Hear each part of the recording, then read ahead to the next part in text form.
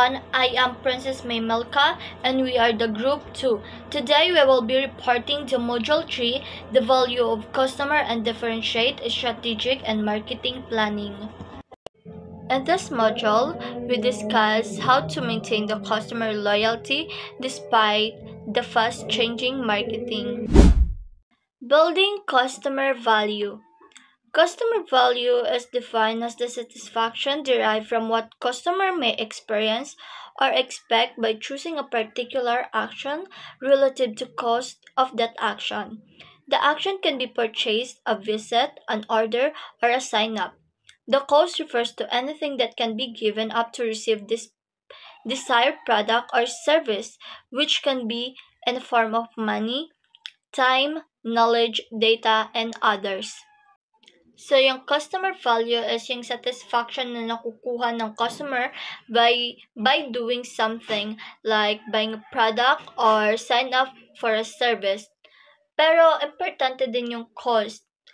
Ang cost is hindi lang siya pera, pwede rin siyang oras, effort, or anything na binibigay ng customer para makuha yung gusto nila. So, dapat mas malaki yung nakukuha na benefit nila para maging worth it naman sa kanila. We have the basic and expected levels. These levels include the basic requirements of conducting a business. For instance, restaurants are expected to have a spacious dining area and clean tables and utensils. If these requirements are not met by the business, it cannot provide a high-quality customer value. Basic and expected levels, ito yung dapat meron talaga. Like restaurants, dapat malinis yung lamesa or upuan or yung mga gagamitin mong utensils para tumaas yung customer value mo. If madumi or hindi malinis yung mga gamit na ginagamit mo, posibleng bumaba yung customer value mo or posible din na malugi yung negosyo mo. So, importante talaga yung basic and expected levels. Next is desired customer value. This involves what the customer wants from the purchase or service experience. This is the first opportunity for a business to get ahead of the competition. So, desire and customer value, ito yung gusto ng mga customer from buying or using a service. So, dito is pwede mag-shine yung business mo para ma-outshine sa competition. So, example, sa retail, dapat yung staff na meron ka is yung helpful and kind para naman they can help customer to choose the best item. Levels of customer value. The levels of customer value indicate what the customer expect and do not expect from their purchase. Okay, so basically yung levels of customer value shows kung ano yung mga inaasahan or expect at hindi inaasahan or do not expect ng mga customer pag may binibili sila. So in short, it helps businesses figure out what to offer to make customers happy and satisfied with their purchase. Unanticipated customer value. It pertains to an unexpected purchase or service experience that may go beyond what customer desire. Okay, so yung unanticipated customer value is yung mga unexpected or hindi mo inaasahan na makuha na experience or service na mas higit pa sa inaasahan mo. So, for example, sa gasoline station, like, nagpakarga ka ng gasolina and then nilinisan pa yung side mirror mo ng gasoline boy without additional charge. Hindi mo inaasahan na gagawin or hindi mo expect na gagawin yun sa'yo. So, natuwa ka and then nagbigay yon ng extra value sa experience mo. So, next, I will discuss the type of customers. First, we have strangers. Strangers are customers whose needs do not fit the company's offerings, the company does not need to invest and exert effort to win them. Okay, so the strangers are the customer na hindi swak yung needs nila sa produkto or service na offer ng company. In short, hindi kailangan mag-invest or mag-effort ang company para makuha sila. For example, yung mga taong hindi mahilig sa sports cars. Kahit gaano pa kaganda yung sports car pero wala silang hilig, ay hindi sila bibili nito. So, walang masyadong investment ang business para makuha sila. Yun yung tinatawag na stranger customer. We have butterflies. Butterflies, as the name implies, are not loyal to a specific brand because they keep on looking for the best deals, which may lead to patronizing others' brands. The company can enjoy profits from these customers only for a short period. So, the butterflies customer daw is ito yung mga customer na hindi loyal sa isang brand. Kumbaga, palipat-lipat sila ng store or ng brand para makahanap ng the best deals. Kaya ang company, panandalian lang na makikinabang sa kanila. For example, yung mga customer na naghintay lang ng sale. Kung may sale sa ibang store, doon sila pupunta. Pagkatapos, is lilipat na naman sila sa ibang brand na mas may magandang offer na naman. Next is true friends. True friends have needs that match the company's offerings. They make repeat purchases and patronize the brand as long it satisfies their needs. The company must invest in this customer and strengthen its relationship with them. So, ang true friends, ito yung mga customer na loyal sa isang store o isang brand. Paulit-ulit silang bumabalik sa isang store dahil natutugunan ng produkto o serbisyo ang pangangailangan nila. So, kailangan ng kumpanya na mag-invest at palakasin ang relasyon ng customer na ito para mapanatili ito sa kanila. Next is freeloaders. Freeloaders are loyal but not profitable because of the limited between their needs and the company's offering. So, ang freeloaders customer naman is ito yung mga loyal pero hindi masyadong kumikita yung business sa kanila.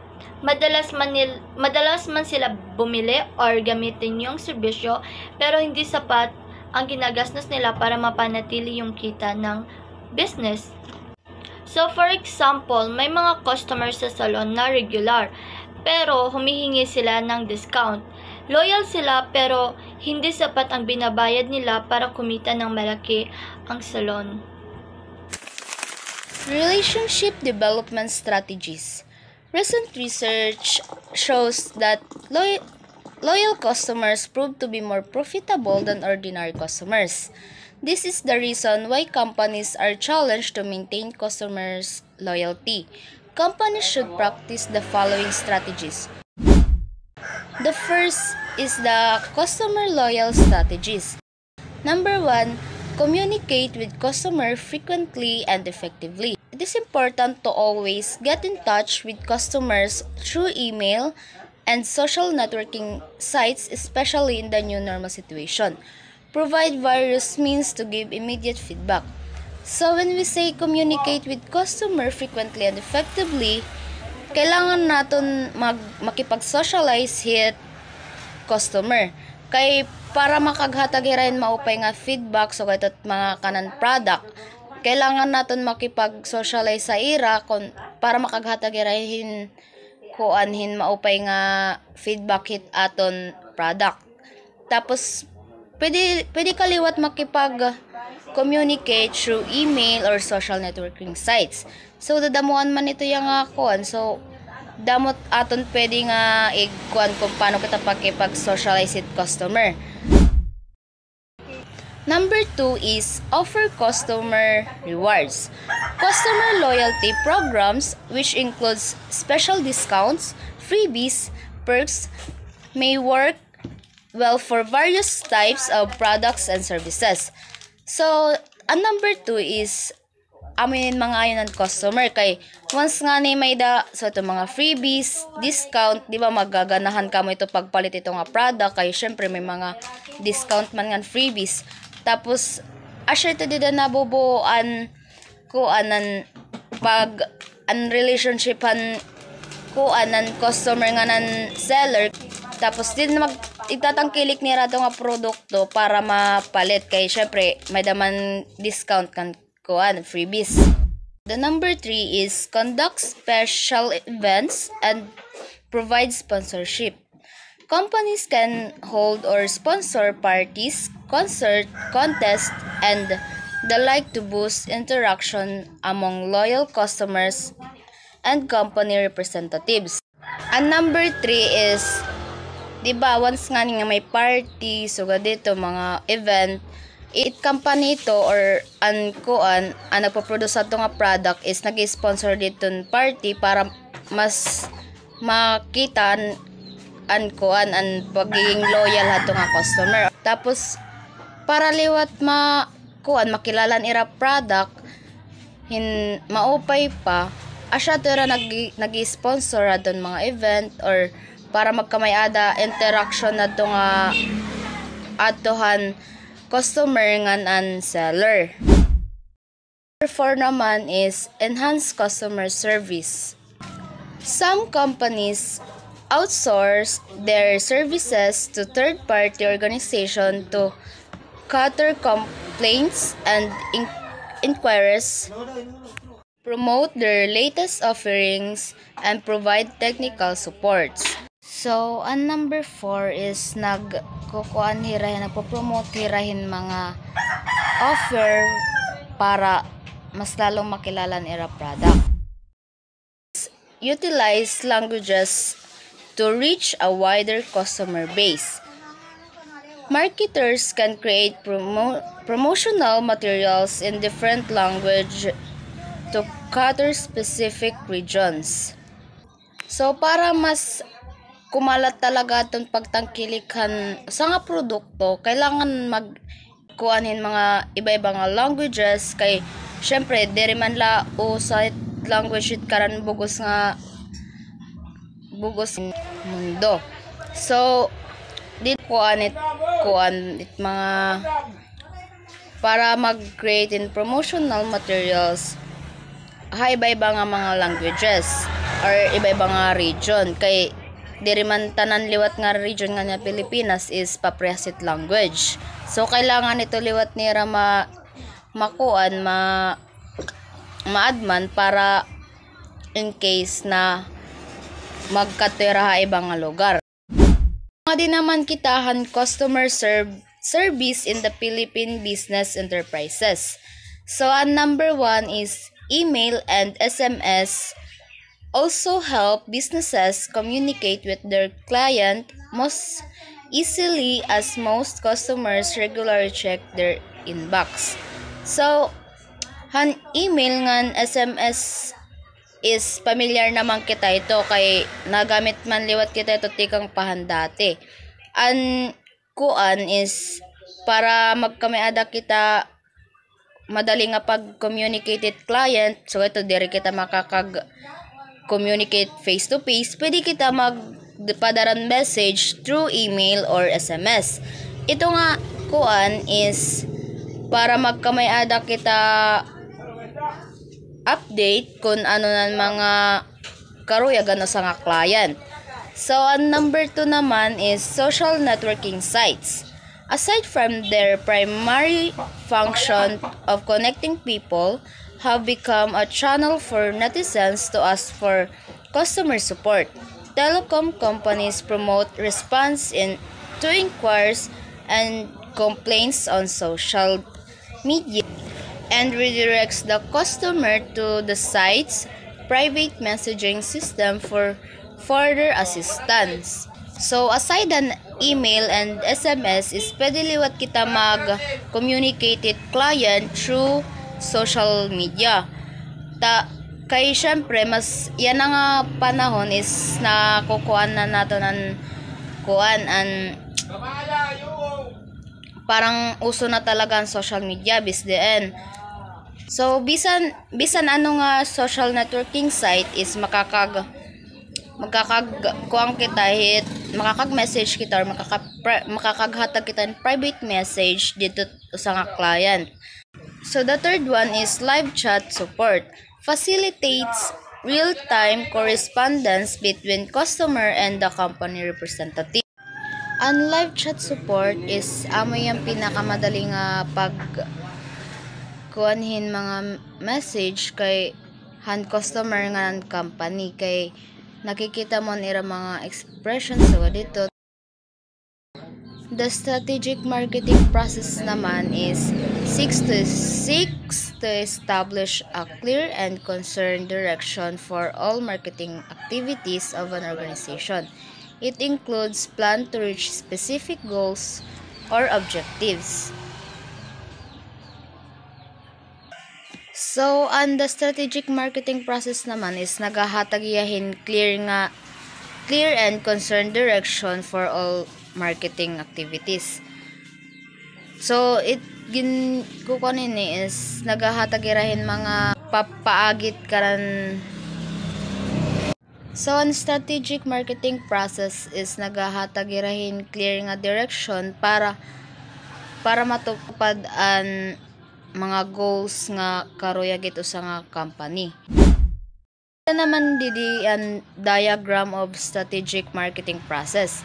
So makikita man niyo kung so ang una is mission identification. Ngan kahuman adto is makatunan situation analysis. Ang kasunod naman is objective settings. Ngan kahuman ang objective settings is makatunan marketing strategy development. Nganan last is strategy evaluation and control. I'm going to discuss about step 1 mission identification. The company's mission statements is articulated. Mission statements defines what an organization is, why it exists, its reason for being, its primary customers, the products and services it produces, and its geographical area of operation. So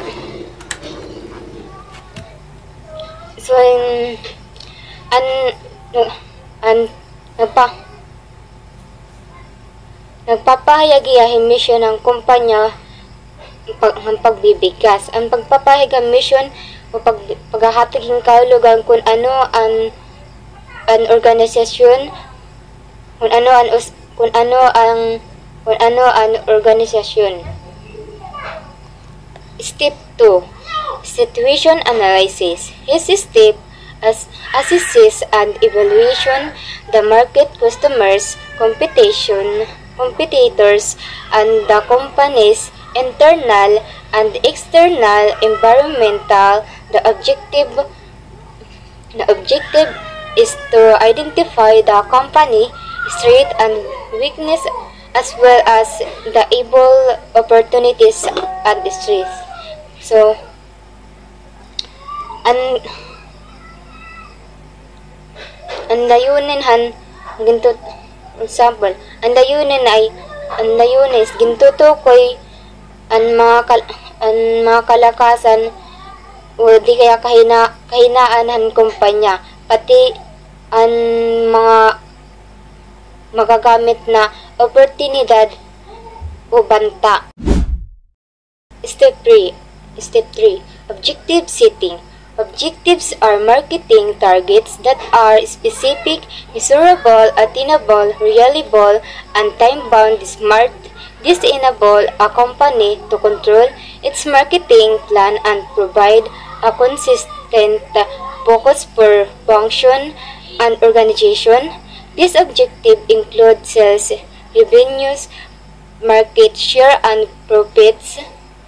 They are used as basis to strategy, selection, and development.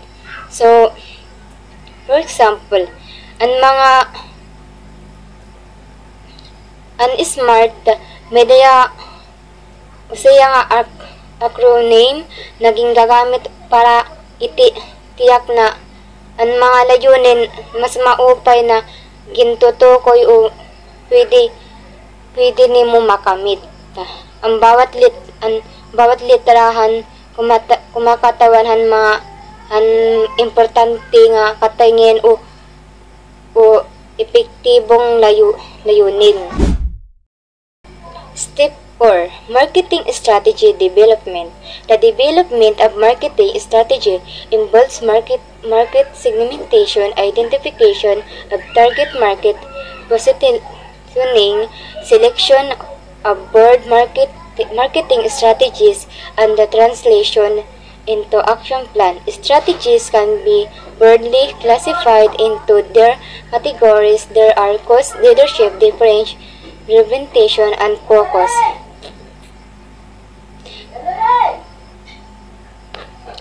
So, ang estratehiya is na marketing is pangkalahatang plano sa nga kumpanya para maabot ang mga potential customer nga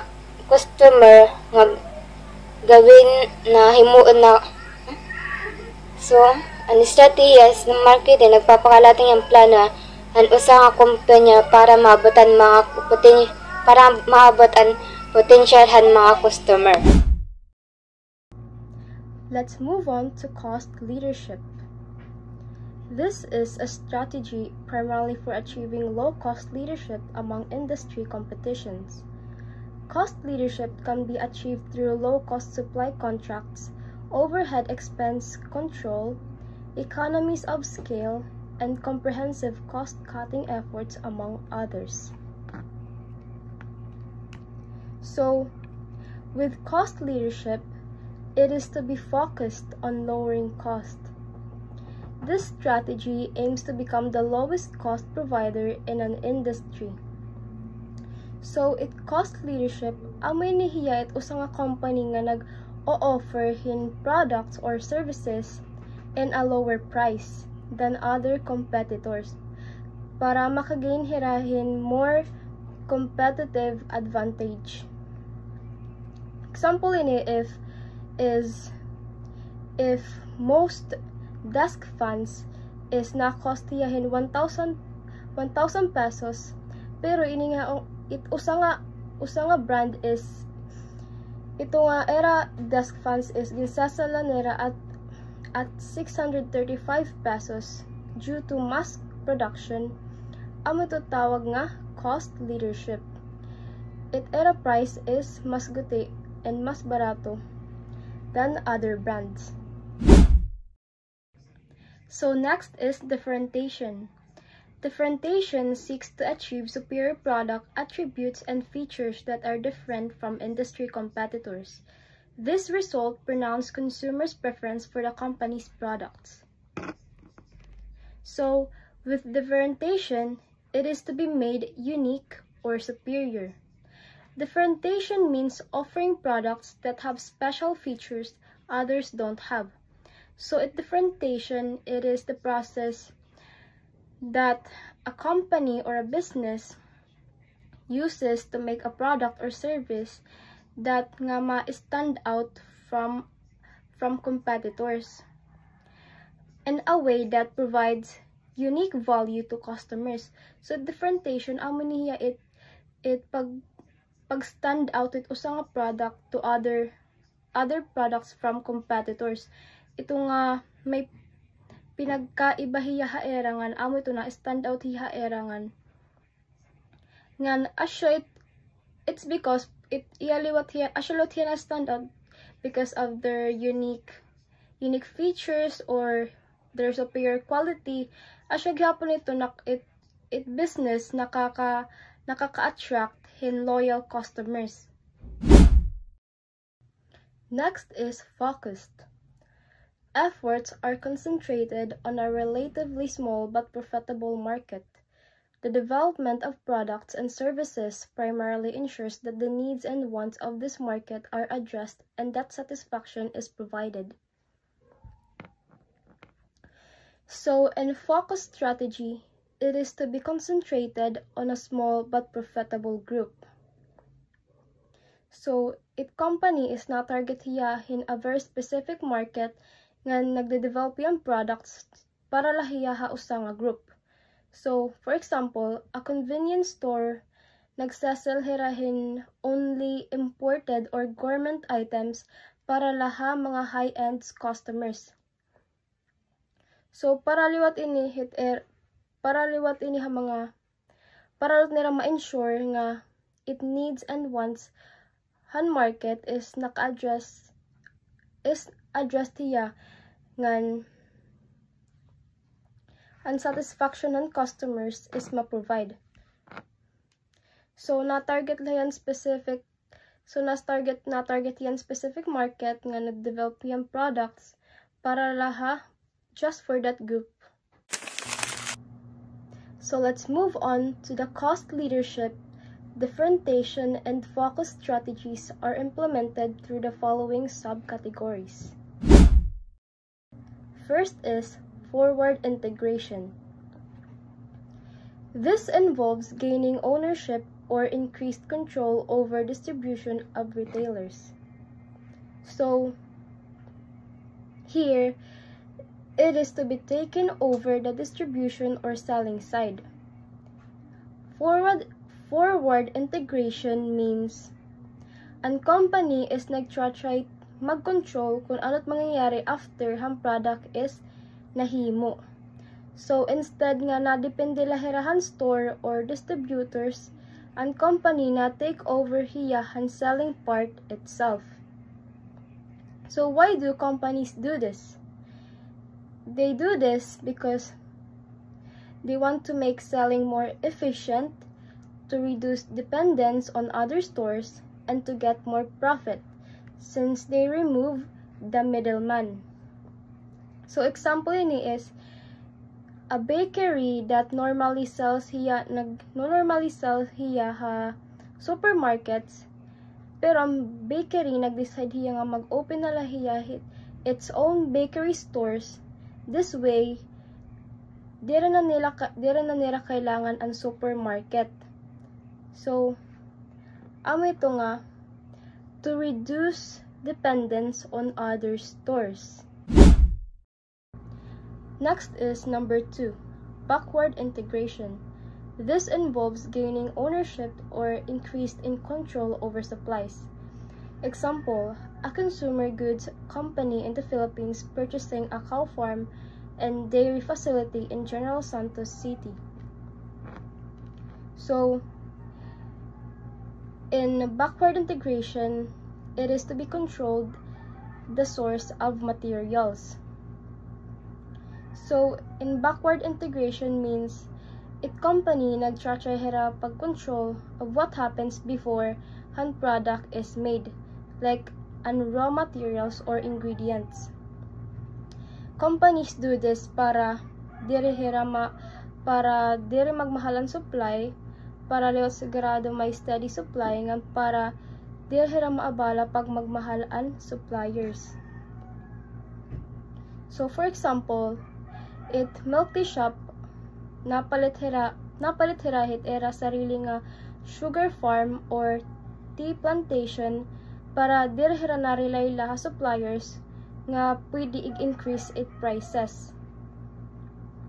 Para sa example, ang consumer goods company nga napalitan dairy farm para hira makakontrol han milk nga era kailangan. Next is number 3, horizontal integration. This involves purchase of or increased control over competition. Example, a pizza company buying a controlling interest in another pizza company. So, in horizontal integration, here it is to be expanded by owning competitors. So, horizontal integration means pagpalit or merging with a competitor nga naghihimuhin same business as you. So companies do this para ma-remove it competition, to get more customers, and to become bigger in the market.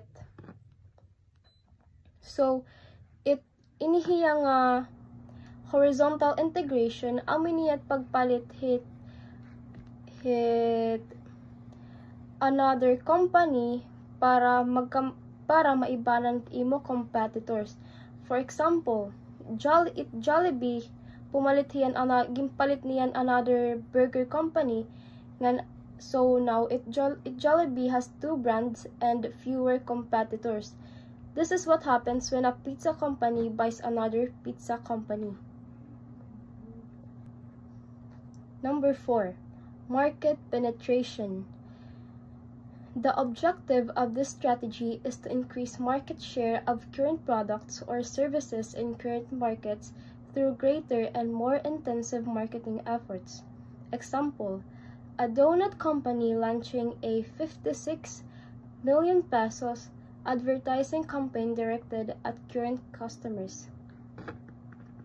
So, market penetration is to be increased the sales of the current product.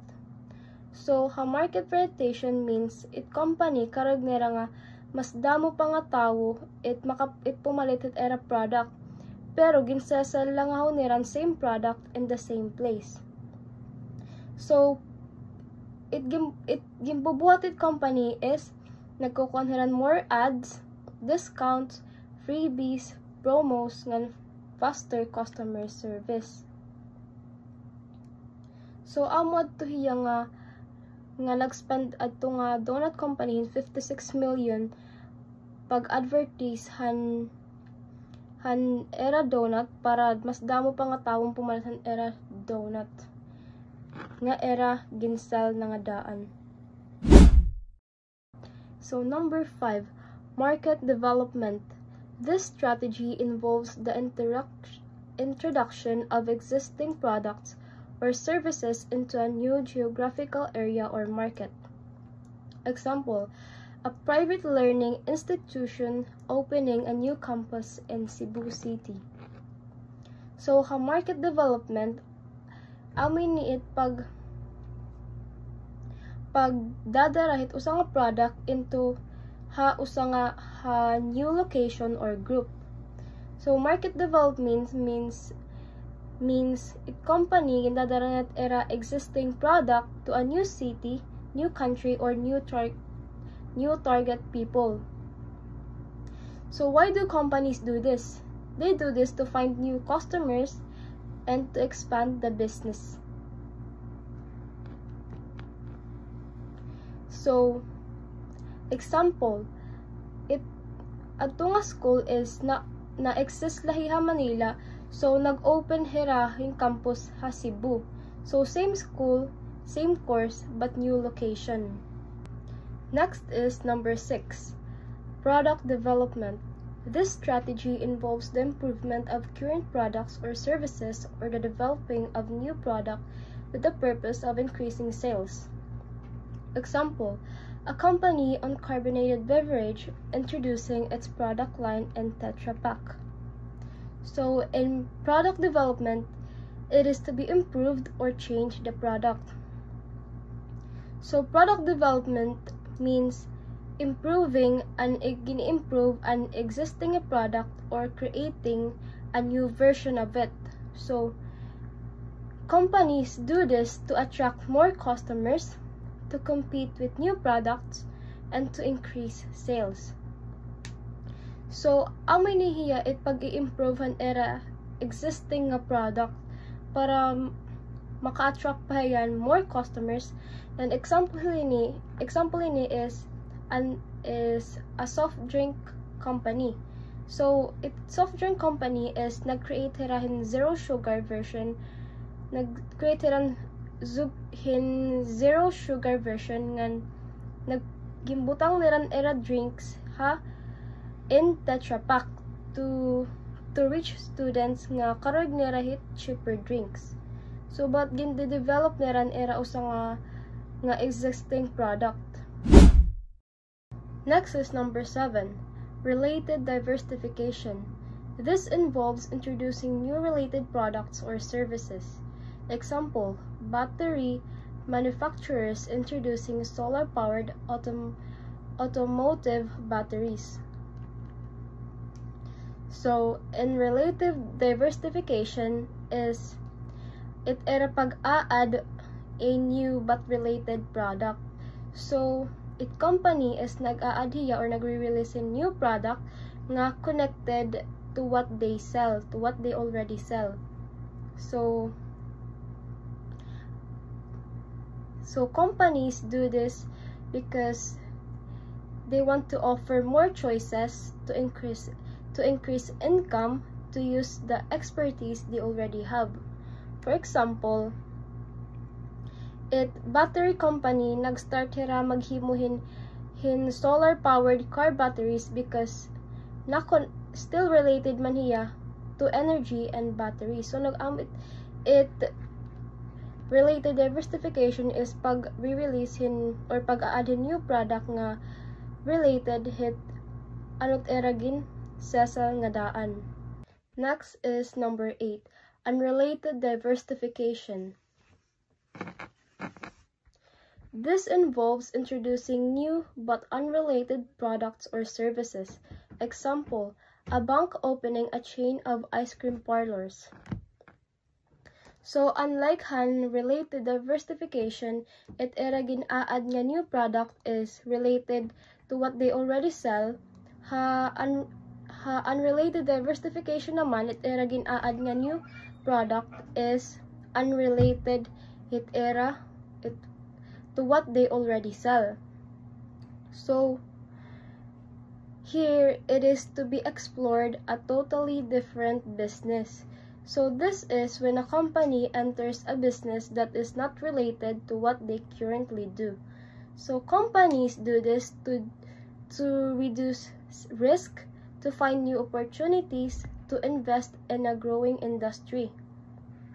So amo na tong example kanina nga, an bank is suddenly nag-open in chain of ice cream parlors, which is totally different from finances.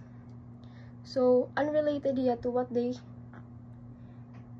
do. Next is number 9. Number 9 is retrenchment. This involves halting or reversing the declining sales and profits through cost or asset reduction.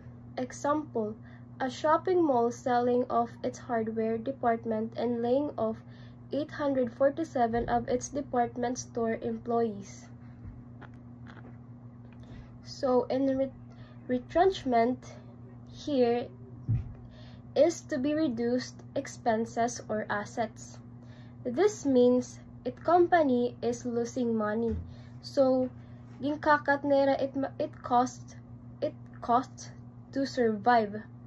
So the companies do this to avoid bankruptcy and to save their business and to reduce losses.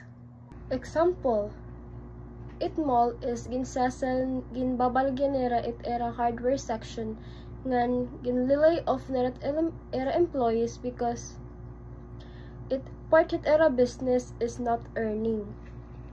So when we say laying off employees means dismiss or suspend nera it era employees due to not related reasons. Kay it era business is due to not related performance of the employee. It's because it era business is bagat nag-fail or losing money. Number 10, divestiture. This involves selling all of a company's asset as a whole for their tangible worth. Example, a prime holdings company selling of all its companies. So in divestiture, it is to be sold a whole part of the business. This means it company ginsesal nerat major division, brand, or business unit direla small asset but an whole part hand company. Companies do this to focus on more profitable areas or to pay debts or to simplify operations. So example, a holding company is ginsell neran era nga tanan nga gin-owned companies to another owner. So amo ito hit divestiture. Danit era lot reason nga ginbubuhat ini nira is damot era kailangan baydon nga debts, or may iba pala ito nga reason, basta gin sold nira it whole part of the business. Next is number 11, liquidation. This involves selling all of a company's asset in parts or as a whole for their tangible worth. Example, a prime holding company selling all its companies. So in liquidation, it is to be completely closed the company. So liquidation means company is fully shut down and ngan ginsell nera nga tanan. Amo nin equipment, buildings, products para ma-recover an money. So companies do this when the business cannot continue, when debts are too big, or when no buyers wants to take over. So amo ito nangyayari liquidation. So example, company can sell niya an nga tanan niya nga computers, furniture, and property because permanently na hira mag-close down. So amo ito liquidation, i-close na era company or fully shut down na nira kayo permanently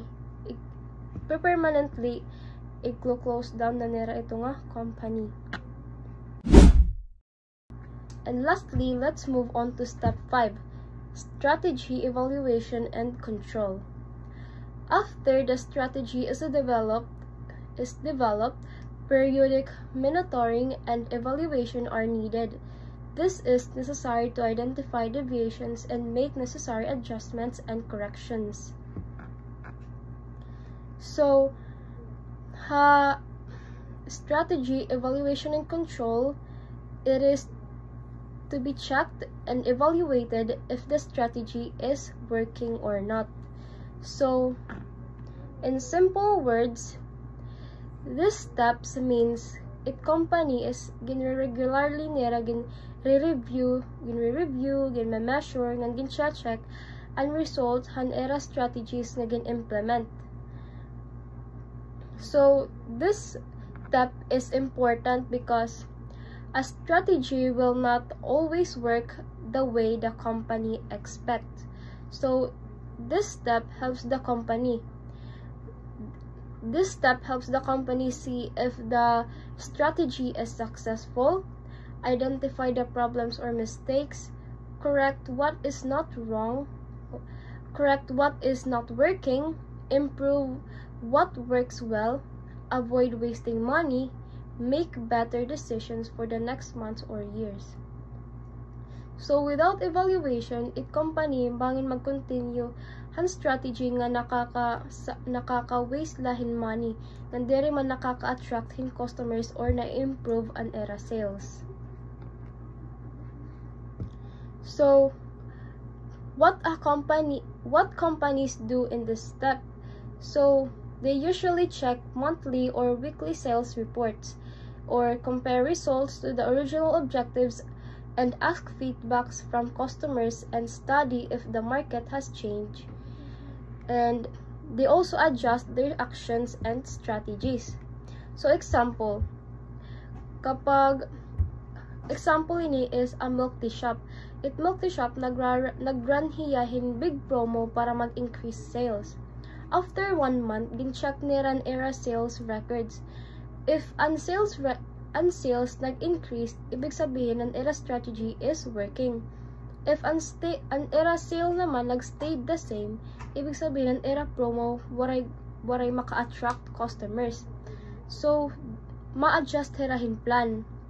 Maybe mag-offer hiran different promo or mag-improve hirat era service.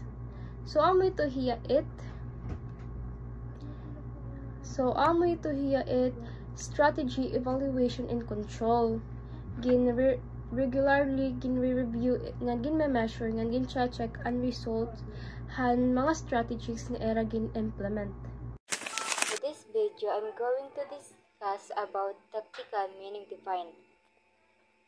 Tactical marketing refers to the action a company undertakes in order to execute an organization strategy. It also refers to a detailed action program covering a shorter period.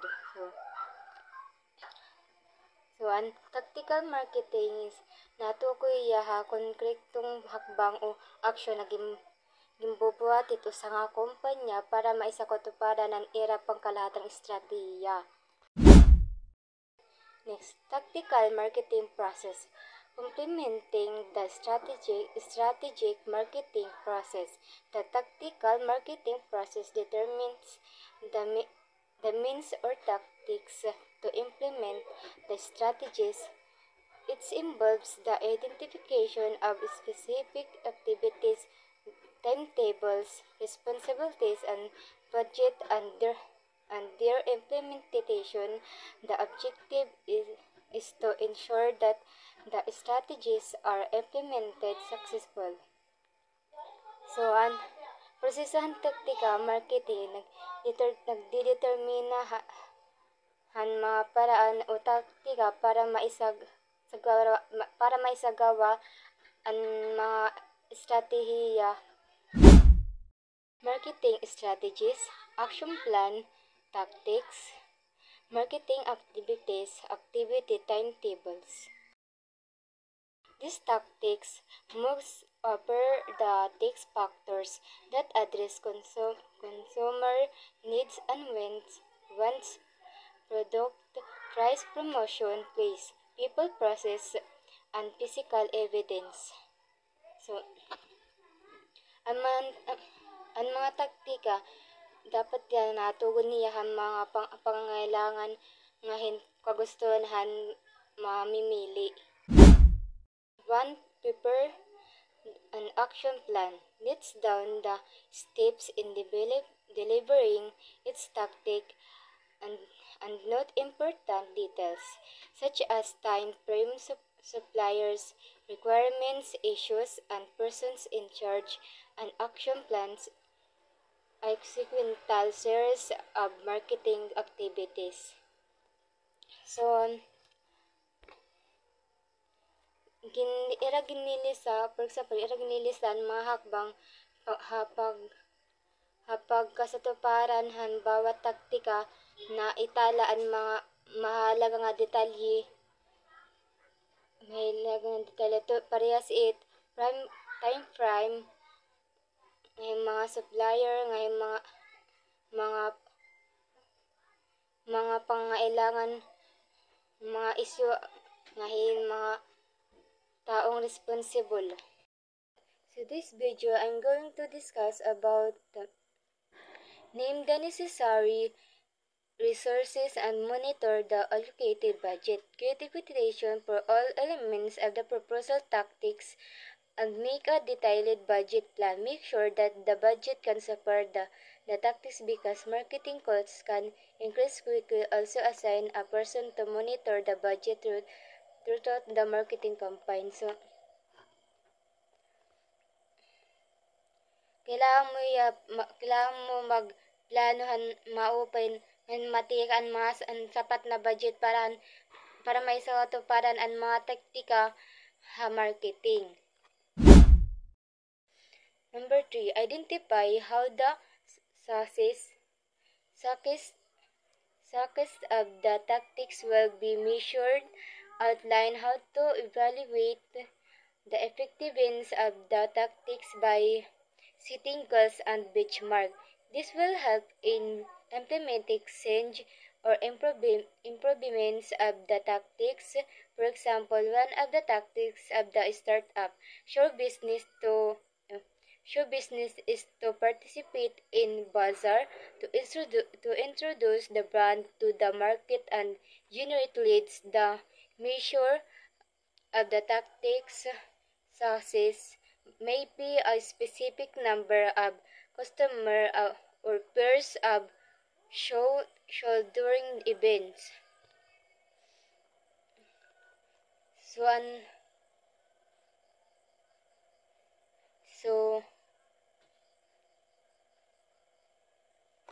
pwede niya makabulig nga mapatupad ang mga pagbabago o pagpapabutihan taktika. Applying strategic marketing and tactical marketing. Strategic marketing will always come first because it shows where the company wants to go in terms of growth and relation to its competitors. Tactical marketing consists of the activities needed to implementing the strategies. In short, strategic marketing is the idea and tactical marketing in the action. So, kailangan mo unahon nga ipakita kung din nirakay kumadto nga kumpanya nga kumpanya nga tuntunin han paglago ang relasyon han mga kakompetensya. For example, strategic marketing to increase global presence. The company formed long-term partnership with international companies for sponsorship. So, halimbawa, kailangan mataas ang global presence nga han kumpanya na bumuhin pamatagalan nga partnership han mga international companies para han sponsorship. Tactical marketing. The company participate in different sports tournament with partners were exposed to global audience. So, paghimuhan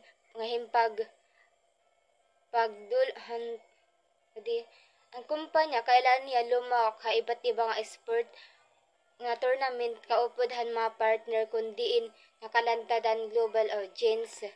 For example, gimpapakitahan mga halimbawa kung paano ginagamit ang strategic marketing para magtakdaan tactical marketing na ginagamit para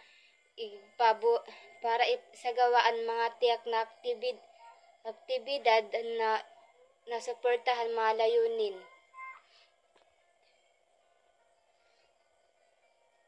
Strategic marketing. Another marketing strategy is the creation of the brand ID platform which caters to international market. Tactical marketing, creation and delivery of customized products depending on the presence of the customers.